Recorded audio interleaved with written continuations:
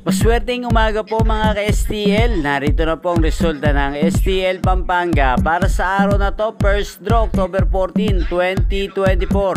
Araw ng Lunes, naway ang mga natayan niyo pong mga numero kanina ay manalo nawa ngayong umagang ito 11 AM. Kaya kunin niyo na po yung mga tickets. Narito na po ang resulta. Para po sa STL Pampanga, first draw result 11 AM ang mga numerong nanalo, 26 at 8 in exact order sa lahat po ng tumaya kanina para sa first draw ng 26 at 8. Congrats po sa inyo, panalo po kayo.